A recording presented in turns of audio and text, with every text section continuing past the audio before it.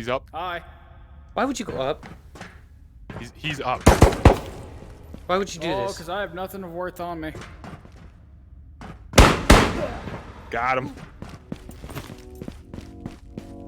Not the worth, it's the kill. That's what matters.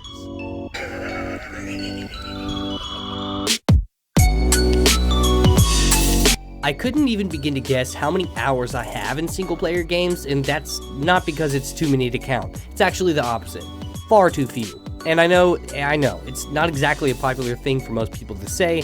A lot of gamers really enjoy those moments where you can just chill and enjoy a little title all alone, but me, I've always preferred having a friend with me. From the moment I started playing games on things like Sega Genesis or Super Nintendo, then later on Nintendo 64, Xbox, PC, and now virtual reality. And with all of those steps, one thing has always been consistent for me: the absolute love and admiration for games that push the boundaries of not only social engagement, whether that adds cooperation or something like that, but the absolute most toxic lines of PvP that there is. Because let's face it, sometimes gaming can be extremely brutal when it comes to shit talk, and rewarding when you have situations where you can work together as well.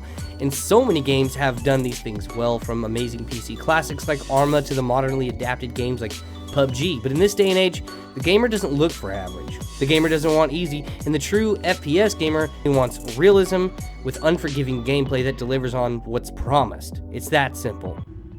Hey, don't shoot me, don't shoot me, don't shoot me.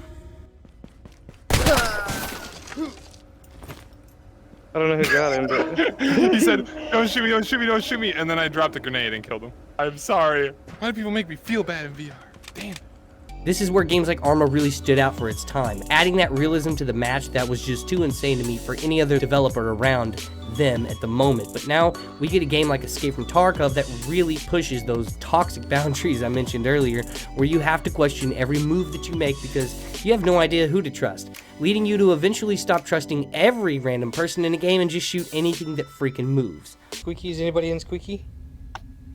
I broke these stupid grenades. Is anybody in Squeaky? Tell me now. No. Blast. Got him. Oh, now I could grab the grenade. I guess we're gonna left-hand the shotgun. Okay. It was Galaxy. I think I do. Dude. I think Ghosts of Tabor is going to be one of those many games that is going to make people really, really question their sanity for many reasons also.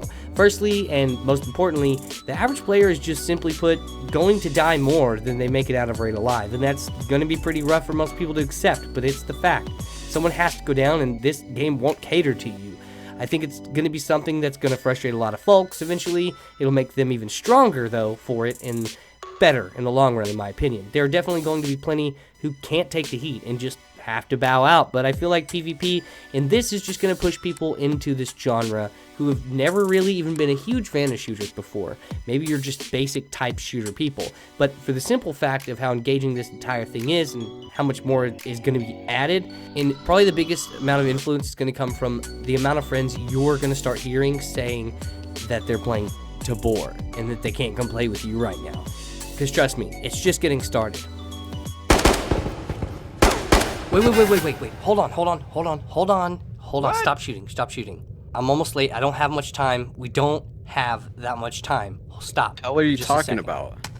For the What plug. are you talking about? We gotta run this ad. For what?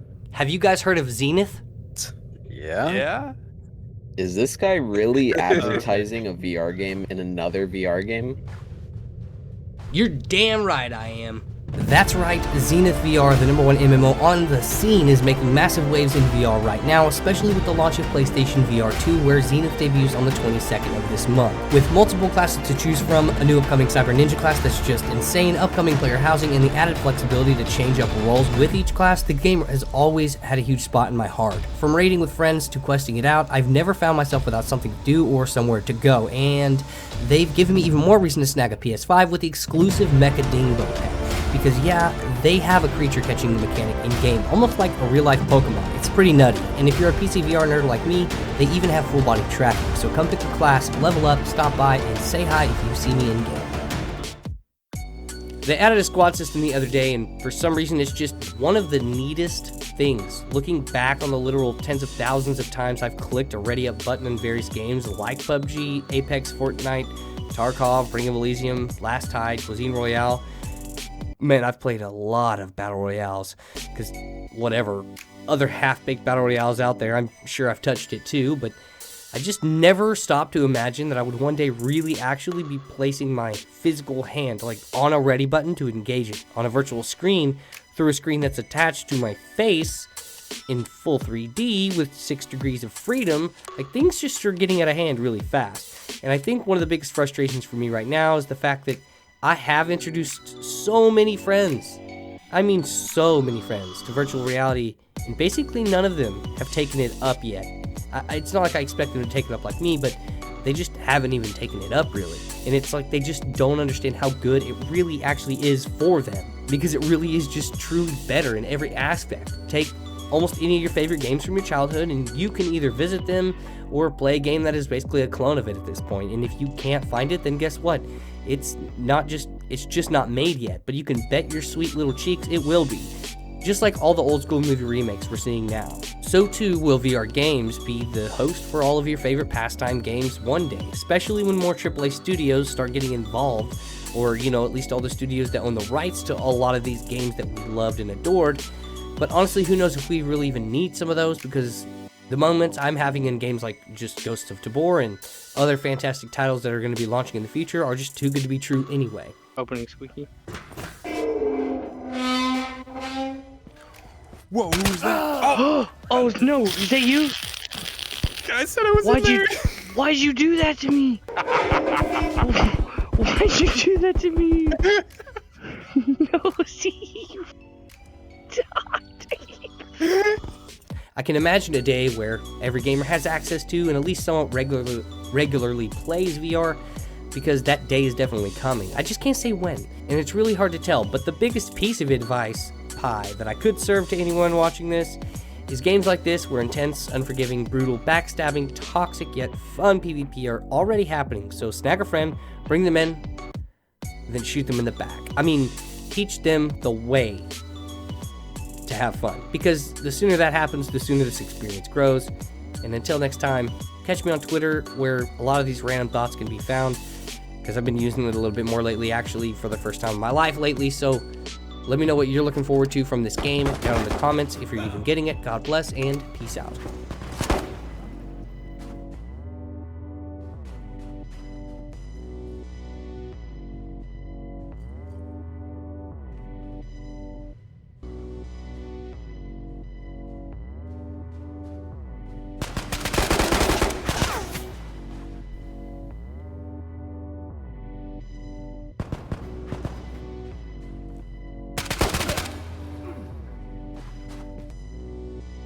Now that's how you fight. That's how you fight.